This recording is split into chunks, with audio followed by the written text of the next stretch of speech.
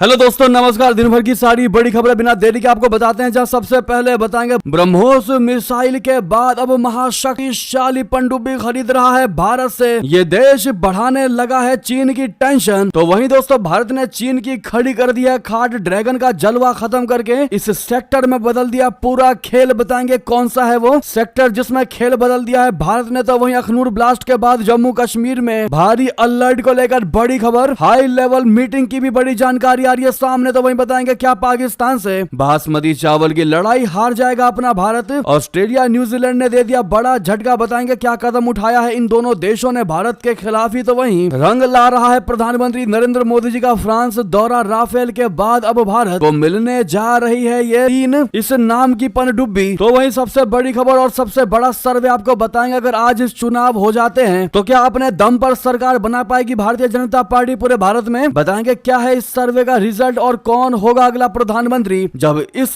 सवाल पर सर्वे करवाया गया तो पूरी भारत की जनता ने क्या जवाब दिया वो भी आपको दिखाएंगे। बस आप वीडियो के लास्ट तक बने रहेगा। और खबरों में आगे बढ़ने से पहले देश भारत का निरंतर समर्थन करते और मानते हैं कि अपना भारत मोदी जी के नेतृत्व में लगातार विकास कर रहा है। तो वीडियो को लाइक करके चैनल को सब्सक्राइब करके बेल आइकन दबा के कमेंट में जय हिंद अवश्य कह दीजिएगा। बात कर लेते हैं पहली और सबसे बड़ी खबर की, जहां चीन की टेंशन बढ़ाने वाला है भारत का ये दोस्त फिलीपींस। ब्रह्मोस के बाद अब महाशक्तिशाली पनडुब्बी की खरीद। जी हां, चीन का पड़ोसी देश फिलीपींस लगातार अपनी सैन्य शक्ति को बढ़ा रहा है। फिलीपींस को कुछ महीने पहले ही भारत ने ब्रह्मोस मिसाइल की डिलीवरी की थी। अब बुधवार को सशस्त्र बलों के प्रमुख रोमियो बोरोनर ने कहा कि फिलीपींस अपने शस्त्रागार को आधुनिक बनाने के लिए और अधिक हथियारों को खरीदना चाहता है। इनमें भारत से अतिरिक्त ब्रह्मोस मिसाइलें और कम से कम 2 पनडुब्बियां शामिल है। फिलीपींस का चीन के साथ गंभीर सीमा विवाद है। दोनों देश दक्षिण चीन सागर में आमने सामने है। जी हाँ, अब फिलीपींस भारत से और अधिक ब्रह्मोस मिसाइलों को खरीदना चाहता है। ब्रोनर ने कहा कि हमें इस साल और आने वाले सालों में इस ब्रह्मोस मिसाइल की और भी अधिक आवश्यकता है। फिलीपींस ने पहले ही कहा था कि वो अपनी रक्षा क्षमताओं को बढ़ाने के लिए मध्यम दूरी की मिसाइलों को और कम से कम 40 लड़ाकू विमानों की खरीदने की तैयारी कर रहा है। जी हाँ, वाकई में भारत के इस दोस्त ने चीन की टेंशन बढ़ाकर रख दिया। इसी बीच दोस्तों आपको बताते हैं, भारत ने चीन की खड़ी कर दी खाट। इस सेक्टर में बदल दिया चीन का पूरा खेल। ड्रैगन का जलवा ही खत्म कर दिया। बता दें, लग्जरी मार्केट का पूरा खेल बदल दिया गया है। भारत ने इस सेक्टर में चीन की खाट खड़ी कर दी है। स्विस घड़ी निर्माता रेडो के लिए भारत दुनिया भर में सबसे बड़ा बाजार बन गया है। चीन के लग्जरी बाजार में मंदी के कारण यह हुआ है। स्वॉच ग्रुप का हिस्सा रेडो के ग्लोबल सीईओ एड्रियन बर्शॉट ने हाल ही में बताया है कि वैश्विक स्तर पर कई बाजार चुनौतियों का सामना कर रहे हैं, लेकिन भारतीय बाजार अच्छी स्थिति में है। इसका भविष्य सकारात्मक है और चीन अभी मुश्किल दौर से गुजर रहा है। दूसरी ओर भारत में अभूतपूर्व रफ्तार देखी जा रही है। बुल्गारी के सीईओ जीन क्रिस्टोफ बेबिन ने पहले एक इंटरव्यू में कहा था कि लग्जरी के लिए और भी आशाजनक बाजार हैं, लेकिन आकार और क्षमता के मामले में वे भारत की बराबरी नहीं कर सकते। रेडो उन कई ग्लोबल लग्जरी ब्रांडों में से एक है जिनकी चीन में बिक्री घटी है। अब उन्हें भारत में बड़ी संभावनाएं दिखाई दे रही हैं दोस्तों। यानी कि ऐसा लग रहा है कि भारत हर फील्ड में अब चाइना को बड़ी टक्कर दे रहा है और सिर्फ टक्कर ही नहीं, धोबी पछाड़ दे रहा है दोस्तों। वहीं बता दे बड़ी खबर, अखनूर ब्लास्ट के बाद जम्मू कश्मीर में अलर्ट। एलजी ने की हाई लेवल मीटिंग। एलओसी और बॉर्डर पर कड़ी सुरक्षा तैनाती। जी हां, जम्मू कश्मीर में हाल ही में आतंकी गतिविधियों में बढ़ोतरी के बाद पूरे केंद्र शासित प्रदेश में सुरक्षा को हाई अलर्ट पर रखा गया है। पाकिस्तान अधिकृत कश्मीर में भारत विरोधी रैलियों और आतंकवादियों की नई रणनीतियों को देखते हुए सुरक्षा बलों को सतर्क कर दिया गया है। इसके अलावा नियंत्रण रेखा के पास आतंकी गतिविधियों में बढ़ोतरी और हाल ही में हुए आईईडी हमलों को देखते हुए केंद्र सरकार और स्थानीय प्रशासन पूरी तरह चौकन्नी है। गृह मंत्री अमित शाह जी की सुरक्षा समीक्षा बैठक के बाद जम्मू कश्मीर के उपराज्यपाल मनोज सिन्हा ने श्रीनगर स्थित पुलिस नियंत्रण कक्ष में एक महत्वपूर्ण उच्च स्तरीय बैठक बुलाई। इस बैठक में सेना, पुलिस, केंद्रीय रिजर्व पुलिस बल और अन्य सुरक्षा एजेंसियों के वरिष्ठ अधिकारी मौजूद रहे। चर्चा मुख्य रूप से कश्मीर और जम्मू क्षेत्र में सुरक्षा व्यवस्था को और मजबूत करने पर केंद्रित थी। जी हाँ दोस्तों, वहीं बता दें, क्या पाकिस्तान से बासमती चावल की लड़ाई हार जाएगा भारत। ऑस्ट्रेलिया न्यूजीलैंड ने दे दिया बड़ा झटका। दरअसल भारत और पाकिस्तान बासमती चावल को लेकर वैश्विक स्तर पर लड़ाई लड़ रहे हैं। इस लड़ाई की शुरुआत में पाकिस्तान को जीत हासिल हुई है। दरअसल न्यूजीलैंड और ऑस्ट्रेलिया दोनों ने आधिकारिक तौर पर बासमती को पाकिस्तानी उत्पाद के रूप में मान्यता दे दी है। अब ये लड़ाई यूरोपीय संघ तक पहुंच चुकी है। भारत और पाकिस्तान दोनों ये उम्मीद कर रहे हैं कि फैसला उनके पक्ष में आएगा। ये लड़ाई जीतने वाले देश को संरक्षित भौगोलिक संकेत यानी पीजीआई स्टेट्स प्रदान किया जाएगा, जो किसी विशिष्ट भौगोलिक क्षेत्र से जुड़े उत्पादों को बौद्धिक संपदा अधिकार प्रदान करता है। बासमती चावल दोनों देशों के लिए एक प्रमुख कृषि उत्पाद उत्पाद है और उनके निर्यात अर्थव्यवस्थाओं का एक महत्वपूर्ण हिस्सा है। दोनों देश बासमती चावल का निर्यात हर साल करके बड़ी मात्रा में विदेशी मुद्रा कमाते हैं। बासमती चावल अपनी सुगंध और स्वाद के लिए पूरी दुनिया में प्रसिद्ध है। बासमती चावल दोनों देशों के व्यंजनों और संस्कृतियों का अभिन्न अंग है। घरों में विशेष अवसरों या शादी विवाह जैसे महत्वपूर्ण मौकों पर अक्सर बासमती चावल को पकाया जाता है। पीजीआई स्टेट्स मान्यता प्राप्त गुणवत्ता के कारण उत्पादों को उच्च कीमतों पर बेचने की अनुमति मिल जाती है। ऐसे में दोनों देश इसे पाने के लिए एड़ी चोटी का जोर लगा रहे हैं। जिस भी देश को ये स्टेट्स मिलेगा वो वैश्विक स्तर पर बासमती चावल के मूल्यों का निर्धारण कर सकेगा। जी हाँ, ऐसे में क्या लगता है दोस्तों आपको, जिस प्रकार से ऑस्ट्रेलिया और न्यूजीलैंड का झुकाव पाकिस्तान की तरफ बासमती चावल को लेकर रहा, वाकई में जब तक वर्डिक्ट यानी फैसला नहीं आ जाता संयुक्त राष्ट्र का, भारत के लिए धुकधुकी लगी ही रहेगी। हालांकि आपको क्या लगता है दोस्तों, क्या फैसला आने वाला है संयुक्त राष्ट्र का इस मुद्दे पर? लेकिन आप लोग एक भारतीय होने के नाते कमेंट में बासमती भारत का ब्रांड है कहना मत भूलिएगा। वहीं आपको बता दें, रंग ला रहा प्रधानमंत्री मोदी जी का फ्रांस दौरा। राफेल के बाद अब मिलने जा रही है 3 हंटर किलर पनडुब्बी। सही सुना आपने दोस्तों, प्रधानमंत्री नरेंद्र मोदी जी की फ्रांस यात्रा भारत के लिए रक्षा, अंतरिक्ष, असैन्य, परमाणु ऊर्जा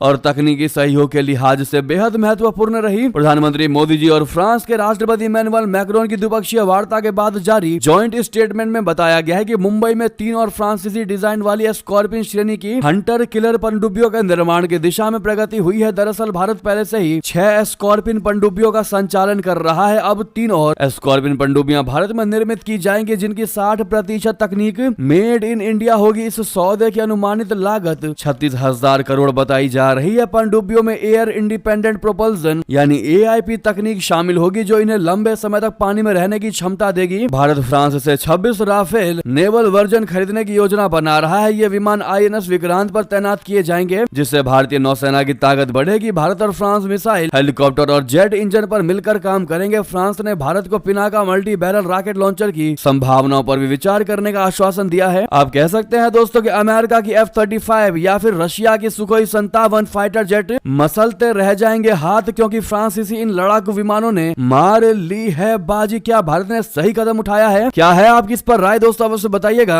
आपको बता दें, प्रधानमंत्री नरेंद्र मोदी जी फ्रांस यात्रा पूरी करके अमेरिका के लिए रवाना हो चुके हैं। अब अगला मिशन उनका अमेरिका होने वाला है। ट्रंप से मुलाकात में प्रवासियों पर रहने वाला है फोकस। दरअसल प्रधानमंत्री नरेंद्र मोदी जी ने फ्रांस यात्रा पूरी करने के बाद अब महत्वपूर्ण अमेरिकी दौरे की शुरुआत कर ली है। इस 2 दिवसीय यात्रा के दौरान वो अमेरिकी राष्ट्रपति डोनाल्ड ट्रंप से मुलाकात करेंगे, व्यापारिक नेताओं और भारतीय समुदाय के लोगों से बातचीत करेंगे और भारत अमेरिका रणनीतिक साझेदारी को और मजबूत करने पर जोर देंगे। प्रधानमंत्री नरेंद्र मोदी जी की ये यात्रा ट्रंप के दूसरे कार्यकाल के शपथ ग्रहण के बाद उनकी पहली आधिकारिक यात्रा है। विशेषज्ञों के मुताबिक ये दौरा व्यापार, रक्षा, तकनीकी सहयोग और वैश्विक राजनीति के नजरिए से बेहद अहम माना जा रहा है। अमेरिका और भारत के बीच आर्थिक और सुरक्षा सहयोग को बढ़ाने के लिए ये बातचीत महत्वपूर्ण होगी। भारतीय प्रवासी और अमेरिका के शीर्ष व्यापारिक नेताओं से भी मुलाकात करेंगे। प्रधानमंत्री नरेंद्र मोदी और राष्ट्रपति डोनाल्ड ट्रंप प्रतिनिधि मंडल स्तर और 1-on-1 बैठक करेंगे। इसमें कई अहम वैश्विक और द्विपक्षीय मुद्दों पर चर्चा होने की संभावनाएं हैं। जी हाँ, किन किन मुद्दों पर रहने वाला है इनका मुख्य फोकस, तो आपको बता दें। भारत अमेरिका व्यापार संबंधों को बढ़ाने, भारतीय कंपनियों के लिए अमेरिकी बाजार में और अधिक अवसर पैदा करने और शुल्क से जुड़े मुद्दों पर चर्चाएं होंगी। दूसरी चर्चाएं होंगी अमेरिका भारत को अत्याधुनिक रक्षा तकनीक और हथियार उपलब्ध करवाने को लेकर। तीसरी होगी दोस्तों वैश्विक आतंकवाद से निपटने और सुरक्षा सहयोग को बढ़ाने पर जोर। अंतिम हो सकती है चीन की बढ़ती गतिविधियों को देखते हुए भारत अमेरिका इंडो पैसिफिक रणनीति साझेदारी को और मजबूत बनाने पर। जी हाँ, माना यह भी जा रहा है कि टेस्ला के इंडिया आने का भी रास्ता साफ हो सकता है। जी हाँ, जैसा कि आपको पता है, एलॉन मस्क की इलेक्ट्रिक कार कंपनी टेस्ला के इंडिया आने के फैसले पहले से ही लंबित पड़े हुए हैं। इसकी वजह यह भी है कि डोनाल्ड ट्रंप की नई सरकार में एलॉन मस्क को भी एक अहम जिम्मेदारी मिली है। डोनाल्ड ट्रंप हमेशा से भारत के इंपोर्ट पर हाई टैक्स लगाने को लेकर मुखर रहे हैं। वहीं एलॉन मस्क ने भी भारत आने की इच्छा जताई है, लेकिन उन्होंने भी आयात कर यानी कि इंपोर्ट टैक्स को ही एक बड़ी बाधा बता दिया है। ऐसे में प्रधानमंत्री मोदी के साथ मुलाकात के दौरान दोनों देशों के बीच इस मुद्दे पर बड़ी चर्चा हो सकती है। दोस्तों, पिछले साल भारत सरकार ने अपनी ईवी पॉलिसी में बड़े बदलाव किए थे। हाल में ही ट्राई ने भी इस बात के संकेत दे दिए हैं कि देश में नई टेलीकॉम कंपनी और सैटेलाइट कम्युनिकेशन कंपनियों के आने का रास्ता खुल सकता है। ऐसे में माना यह जा रहा है कि ये बड़े बदलाव एलॉन मस्क की टेस्ला और स्टार लिंक को भारत में निवेश करने के लिए किए जा रहे हैं। जी हाँ, वही दोस्तों, आप लोग प्रधानमंत्री नरेंद्र मोदी जी को all the best PM Modi कहना बिल्कुल मत भूलिएगा कमेंट में, और सामने लाइक का बटन अभी तक जिन्होंने भी लाइक नहीं किया इस वीडियो को कृपया करके बटन दबा दीजिएगा। अगली खबर बता दे, सेमीकंडक्टर में खत्म होगी चीन की दादागिरी, भारत के दाम से ड्रैगन हो जाएगा पस्त।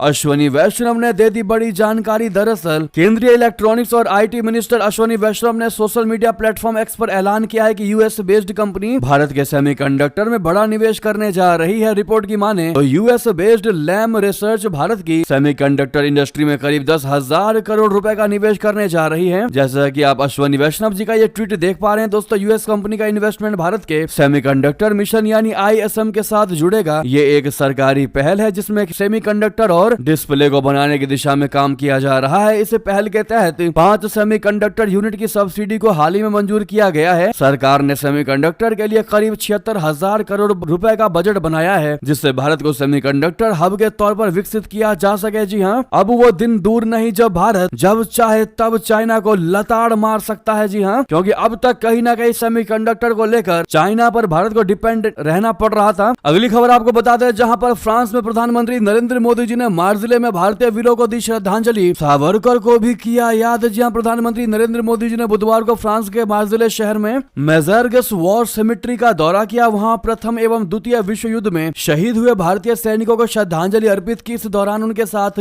फ्रांस के राष्ट्रपति इमैनुअल मैक्रोन भी मौजूद थे। पीएम मोदी जी ने यहां पुष्पांजलि अर्पित करके उन बहादुर भारतीय सैनिकों के बलिदान को नमन किया जिन्होंने विश्व युद्धों के दौरान अपने प्राणों की आहुति दी थी। मार्जिले में भारतीय प्रवासी समुदाय ने प्रधानमंत्री मोदी जी के आगमन पर उत्साह और आभार प्रकट किया। इस अवसर पर उन्होंने मार्जिले में एक भारतीय वाणिज्य दूतावास की स्थापना की घोषणा की, जिससे भारतीय समुदाय को बड़ी राहत मिलेगी। भारतीय प्रवासियों ने कहा कि इस कदम से न केवल उन्हें आवश्यक वाणिज्यिक सेवाओं की सुविधा मिलेगी, बल्कि वे अपने देश से और अधिक जुड़े रह सकेंगे। उद्घाटन समारोह में पीएम मोदी और इमैनुअल मैक्रोन ने एक साथ बटन दबाकर वाणिज्य दूतावास का उद्घाटन किया। इस दौरान लोगों ने भारत और फ्रांस के राष्ट्रीय ध्वज हाथ में थामे हुए थे। तो वहीं आपको बताते हैं दोस्तों, इमैनुअल मैक्रोन की पत्नी को प्रधानमंत्री मोदी ने गिफ्ट किया सिल्वर मिरर। अमेरिकी उपराष्ट्रपति के बच्चों को दिए खास उपहार। जैसे ही प्रधानमंत्री नरेंद्र मोदी जी फ्रांस से छूटने लगे, यानी कि वहां से निकलने लगे, जिसके लिए खुद राष्ट्रपति इमैनुअल मैक्रोन उन्हें छोड़ने के लिए एयरपोर्ट तक आए, उन्होंने गले लगाकर पीएम मोदी को विदा किया। पीएम मोदी ने फ्रांस के राष्ट्रपति इमैनुअल मैक्रोन और उनकी पत्नी ब्रिगिट मैक्रो को भारतीय शिल्प कौशल से तैयार उपहार भेंट किए। प्रधानमंत्री नरेंद्र मोदी जी ने फ्रांस के राष्ट्रपति इमैनुअल मैक्रोन को छत्तीसगढ़ की प्रसिद्ध डोकरा आर्ट को दर्शाती कलाकृति भेंट की। छत्तीसगढ़ की प्रतिष्ठित मेटल कास्टिंग डोकरा आर्ट प्राचीन लॉस्ट वैक्स टेक्निक के जरिए तैयार की जाती है। यह परंपरा क्षेत्र की आदिवासी विरासत का हिस्सा है। इस कलाकृति में पारंपरिक संगीतकारों की प्रतिमा होती है जो पीतल और तांबे से बनाई गई है। इसे बेशकीमती पत्थरों से सजाया भी गया है। जी हाँ, तो वहीं फ्रांस की फर्स्ट लेडी को प्रधानमंत्री मोदी जी ने फूलों और मोर की आकृति वाला खूबसूरत चांदी का टेबल मिरर गिफ्ट किया। राजस्थान का यह चांदी का हस्त निर्मित टेबल मिरर शिल्प कौशल और सांस्कृतिक विरासत को प्रदर्शित करता है। तो उधर यूएस के उपराष्ट्रपति के बेटों को प्रधानमंत्री मोदी जी ने एक रेलवे टॉय सेट गिफ्ट किया। लकड़ी से तैयार ये खिलौना पर्यावरण के प्रति जागरूकता बढ़ाता है। जी हाँ दोस्तों, वहीं आपको एक अंदर की जानकारी देते हैं, जहां पर फ्रांस में मोदी और मैक्रोन के सामने खड़े थे ढोल वाले, जो सुनाने लगे, यानी ढोल बजाते बजाते सुनाने लगे, जो राम को लाए हैं हम उनको लाए हैं। जी हाँ, जैसे ही ये वीडियो पब्लिश हुआ दोस्तों, पब्लिश होते ही कुछ ही मिनटों में वायरल हो गया। जैसा कि आपको हमने बताया, भारतीय वाणिज्य दूतावास का उद्घाटन हुआ और इस उद्घाटन से पहले मार्जिले में पीएम नरेंद्र मोदी और फ्रांस के राष्ट्रपति इमैनुअल मैक्रोन का ढोल नगारों के साथ शानदार तरीके से स्वागत किया गया। ऐसे में ढोल बजाने वालों के ढोल के धुन का पीएम मोदी जी और फ्रांस के राष्ट्रपति लुत्फ उठा रहे थे। इसी बीच ढोल बजाने वाले कहने लगे, जो राम को लाए हैं हम उनको लाएंगे, यानी फ्रांस की धरती पर ऐसा कहना वाकई में इसने बहुत बड़ा मैसेज दे दिया, खास करके भारत के दुश्मन देशों को। वहीं आपको बता दें, क्या रशिया यूक्रेन युद्ध का अब हो जाएगा दी एंड? समझौते के लिए ट्रंप ने व्लादिमीर पुतिन और जेलेंस्की से की बात। दरअसल अमेरिकी राष्ट्रपति डोनाल्ड ट्रंप ने पुतिन से बात करने के बाद यूक्रेन के राष्ट्रपति वोलोडिमीर जेलेंस्की से फोन पर बात की। डोनाल्ड ट्रंप ने दोनों देशों के बीच युद्ध को खत्म करने के लिए तुरंत वार्ता शुरू करने के बारे में बात की। डोनाल्ड ट्रंप ने विदेश मंत्री मार्को रूबियो, CIA के निदेशक जॉन रैटक्लिफ,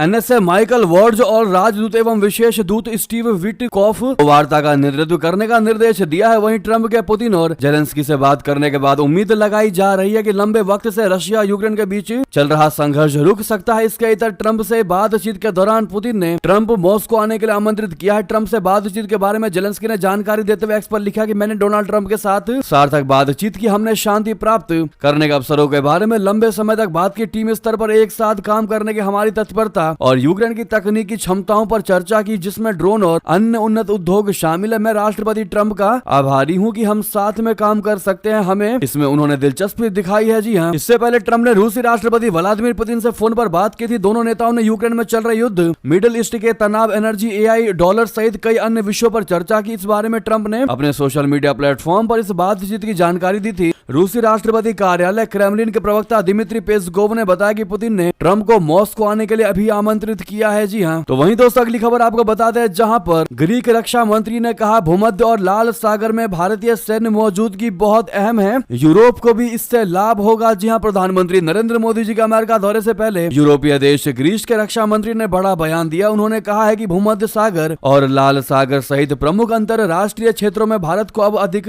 प्रमुख भूमिका निभानी चाहिए। रक्षा मंत्री निकोस डेंडियास ने प्रमुख वैश्विक ताकत के रूप में उभर रहे भारत की भूमिका को रेखांकित किया और कहा है कि वे भारत के प्रतिबद्ध मित्र हैं। उन्होंने कहा कि भारतीय अर्थव्यवस्था ने जो कुछ भी हासिल किया है वे उसकी सराहना करते हैं, लेकिन अब इस बड़े देश को अलग भूमिका भी निभानी चाहिए। उन्होंने कहा कि भारत एक बड़ा देश है, ये एक बड़ी शक्ति बन रहा है, इसीलिए इसके साथ बड़ी जिम्मेदारियां भी आती हैं। रक्षा मंत्री डेंडियास ने कहा कि ग्रीस का स्पष्ट दृष्टिकोण है कि भारत को लाल सागर के साथ साथ भूमध्य सागर में भी महत्वपूर्ण ताकत की भूमिका निभानी चाहिए। वहीं आपको बता दें, तस्लीमा नसरीन की किताब बेचने पर बुक स्टॉल पर हमले के बाद मोहम्मद यूनुस ने दिए जांच के आदेश। जी हां, बांग्लादेश में शेख हसीना की सरकार के पतन के बाद बांग्लादेश अक्सर गलत कारणों से चर्चा में बना हुआ है। बांग्लादेश में कट्टरपंथी इस कदर अपने पैर जमा रहा है कि अब वहां ये स्थिति हो गई है कि एक किताब विक्रेता ने अपने स्टॉल पर बांग्लादेशी लेखिका तस्लीमा नसरीन की किताब बिक्री के लिए रखी, तो लोगों की भीड़ ने उस बुक स्टॉल पर ही हमला कर दिया। इस घटना पर बांग्लादेश की अंतरिम सरकार के प्रमुख सलाहकार मोहम्मद यूनुस ने भी नाराजगी जाहिर की और घटना की जांच के आदेश दिए हैं। तो उधर आपको बता दें, बांग्लादेश के अपदस्थ पीएम हसीना के कार्यकाल पर यूनाइटेड नेशन की तल्ख टिप्पणी, कहा हिंसा हत्याओं के पीछे अक्षम सरकार। जी हां, बांग्लादेश बीते 7 महीने से अधिक समय से हिंसा और राजनीतिक उथल पुथल से जूझ रहा है। ताजा घटनाक्रम में संयुक्त राष्ट्र ने कहा है कि विरोध प्रदर्शनों के दौरान मानवता के खिलाफ अपराध और बड़े पैमाने पर हुई हिंसा के पीछे शेख हसीना की सरकार है। संयुक्त राष्ट्र की एक रिपोर्ट के मुताबिक पिछले साल बांग्लादेश में व्यापक अशांति के दौरान लगभग 1400 प्रदर्शनकारी मारे गए, हजारों हताहत हुए। इसके बाद हालात इतने बिगड़े कि अगस्त 2024 में शेख हसीना को देश छोड़कर भागना पड़ा। फिलहाल बांग्लादेश की अंतरिम सरकार शेख हसीना को भारत से प्रत्यर्पित कराने के प्रयास में लगी है। भारत ने अभी अपना फैसला नहीं लिया है। संयुक्त राष्ट्र ने कहा कि बीते साल प्रदर्शनकारियों पर व्यवस्थित हमले हुए, सैकड़ों न्यायेतर हत्याएं हुई, इन सब के पीछे शेख हसीना की सरकार थी। एएफपी की रिपोर्ट के हवाले से सामने आई यूनाइटेड नेशन की इस जांच रिपोर्ट में अनुमानित तौर पर 1400 प्रदर्शनकारियों की मौत की बात कही गई है। रिपोर्ट के मुताबिक हिंसा और उपद्रव के दौरान हजारों लोग हताहत हुए। ऐसे में शेख हसीना पर इल्जाम लगाया गया है। आप क्या कहना चाहेंगे दोस्तों, आपका क्या टेक है इस पर, बताना बिल्कुल मत भूलिएगा। वहीं अगली खबर बता दें, आखिर क्यों प्रधानमंत्री मोदी जी का जहाज 46 मिनट तक पाकिस्तान की हवा में उड़ता रहा, क्या रही वजह आई है सामने, बता दें। भारतीय प्रधानमंत्री नरेंद्र मोदी के विमान इंडिया 1 ने नई दिल्ली से पेरिस की यात्रा के दौरान पाकिस्तान के हवाई क्षेत्र का इस्तेमाल किया। ये घटना तब हुई जब अफगान हवाई क्षेत्र बंद था। इस वजह से भारतीय विमान को पाकिस्तान की अनुमति से उनकी सीमा के अंदर उड़ान भरनी पड़ी। PRY न्यूज की रिपोर्ट के मुताबिक पीएम मोदी का विमान शेखपुरा, हफीजाबाद, चकवाल और कोहाड़ जैसे पाकिस्तानी क्षेत्रों से होकर गुजरा और लगभग 46 मिनट तक पाकिस्तान की हवाई सीमा में ही रहा। जी हाँ, तो वहीं आपको बता दें, डोनाल्ड ट्रंप ने शपथ लेते ही किया था साइन, अमेरिका के हाथ खींचते ही कंगाल हुआ। क्या WHO पूरी दुनिया से रो रहा अपना दुखड़ा। दोस्तों, अमेरिका जो WHO का सबसे बड़ा वित्तीय योगदान करता है, इस संस्था से अब दूरी बना ली है, जिसके बाद से ही पूरी दुनिया में इस संस्था के बुरे दिन शुरू होने की अटकलें तेज हो गई थी। अब WHO ने एक परेशानी को खुद ही पूरी दुनिया को बताई है, जो वो इन दिनों सामना कर रहा है। आखिर क्या है WHO की समस्या, तो बता दें, अमेरिका के विश्व स्वास्थ्य संगठन WHO से हटने के कारण बर्ड फ्लू के प्रकोप से जुड़ी जानकारी साझा करने में कठिनाइयां हो रही है। WHO के प्रवक्ता क्रिश्चियन लिंडमियर ने जिनेवा में एक प्रेस ब्रीफिंग में कहा कि अमेरिका के साथ कम्युनिकेशन एक बड़ी चुनौती बन गई है, क्योंकि पारंपरिक संपर्क के तरीके अब खत्म हो चुके हैं। हालांकि उन्होंने इस बारे में ज्यादा जानकारी नहीं दी। तो दोस्तों, वहीं आपको बड़ी खबर बता दें, जहां पर एक सर्वे करवाया गया कि अगला पीएम कौन होगा। 54% ने कहा नमो नमो। केजरीवाल को कितने वोट मिले, बता दें। इंडिया टुडे ग्रुप और सी वोटर ने मूड ऑफ द नेशन सर्वे करवाया। इसमें सवाल पूछा गया था कि अगर आज लोकसभा चुनाव हो तो जनता अगले प्रधानमंत्री के तौर पर किसको पसंद करेगी। तो सर्वे में सामने आया 51.2% लोगों ने प्रधानमंत्री नरेंद्र मोदी जी का नाम लिया, उनके नाम पर सहमति जताई, जबकि 24.9% लोगों की पसंद राहुल गांधी या ममता बनर्जी को 4.8% लोग प्रधानमंत्री के पद पर देखना चाहते हैं, जबकि 2.1% लोगों ने अमित शाह जी और मात्र 1.2% लोगों ने अरविंद केजरीवाल को प्रधानमंत्री पद के लिए अपनी पसंद बताया। जी हाँ, मूड ऑफ द नेशन के सर्वे में पूछा गया कि अब तक का सबसे बेहतरीन प्रधानमंत्री कौन है। तो इस सवाल के जवाब में 50.7% लोगों ने नरेंद्र मोदी का नाम लिया, जबकि 10% लोगों ने इंदिरा गांधी का नाम लिया। 13.6% लोगों की पसंद मनमोहन सिंह थे। 5.2% लोगों ने जवाहरलाल नेहरू तो 11.8% लोगों ने अटल बिहारी वाजपेयी को अब तक का सबसे बेहतरीन प्रधानमंत्री बताया है। जी हाँ, तो वहीं दोस्तों इसी सर्वे में ये भी रिजल्ट निकलकर सामने आया है कि आज अगर पूरे भारत में लोकसभा चुनाव हो जाते हैं तो अपने दम पर बहुमत के साथ सरकार बना सकती है भारतीय जनता पार्टी। इंडिया गठबंधन को लगेगा तगड़ा झटका। जी हाँ, India Today C Voter mood of the nation survey के मुताबिक अगर आज लोकसभा चुनाव होता है तो कांग्रेस नीति इंडिया गठबंधन को भारी नुकसान हो सकता है और उसकी सीटें घटकर 188 रह सकती है। गौरतलब है कि 2024 के लोकसभा चुनाव में विपक्षी गठबंधन ने 232 सीटें जीती थी, लेकिन इस बार आंतरिक कलह और लगातार चुनावी असफलताओं के कारण गिरावट देखी जा रही है। जी हाँ दोस्तों, इन तीनों सवाल आप लोग क्या जवाब देना चाहेंगे कमेंट में लिखकर अवश्य बताइएगा। आपके हिसाब से कौन होना चाहिए अगला प्रधानमंत्री और अब तक का सबसे बेस्ट प्रधानमंत्री कौन है आपके नजर में। और अंतिम सवाल ये रहेगा कि अगर आज लोकसभा चुनाव होते हैं तो कौन पार्टी विजयी होगी, बताना बिल्कुल मत भूलेगा। दोस्तों हम आपकी भी राय जानना चाहते हैं। वहीं आपको बता दें कांग्रेस में बड़े फेरबदल की सुगबुगाहट हुई तेज, जल्द होगा बड़ा ऐलान। दरअसल हाल ही में चुनावी हार से जूझ रही कांग्रेस पार्टी अपने संगठन में बड़े बदलाव की तैयारी कर रही है। सूत्रों के मुताबिक इस पर चर्चा के लिए कांग्रेस की अध्यक्ष मल्लिकार्जुन खड़गे, राहुल गांधी और संगठन महासचिव केसी वेणुगोपाल की बैठक हो चुकी है। जल्दी कई प्रदेशों के अध्यक्ष और प्रभारी बदले जा सकते हैं। कांग्रेस के नए संगठन में सबसे ज्यादा चर्चा इस बात की है कि प्रियंका गांधी को क्या भूमिका दी जाए। वहीं क्या संगठन महासचिव के पद पर कोई बदलाव होगा, इस पर अभी स्थिति स्पष्ट नहीं है। हालांकि सूत्रों का मानना है कि इस पद पर बदलाव की संभावनाएं हैं। जी हाँ, किन किन राज्यों में संगठनात्मक बदलाव हो सकते हैं उनके नाम आप स्क्रीन पर देख पा रहे हैं। हालांकि कांग्रेस हमेशा से बदलाव ही करती है जब भी वो चुनाव हारती है। खबर सुनने को मिलता है कि वो अपने पार्टी गठबंधन में बदलाव करने जा रही है, जबकि होता कुछ भी नहीं है। तो वहीं दोस्तों ये थी अभी की सारी बड़ी खबरें। आपको खबर कैसी लगी कमेंट में बताते हुए इस वीडियो को लाइक करके चैनल को सब्सक्राइब करके बेल आइकन दबा के जय हिंद अवश्य कह दीजिएगा इस कमेंट सेक्शन में। साथ ही साथ इस वीडियो को दोस्तों, भाइयों में, साथियों में, रिश्तेदारों में, व्हाट्सएप, फेसबुक, एक्स के माध्यम से शेयर करना बिल्कुल मत भूलिएगा। तो मिलते हैं आप अगली बड़ी खबर में। यहाँ तक बने रहने के लिए आप सभी का बहुत बहुत धन्यवाद। जय हिंद, जय भारत।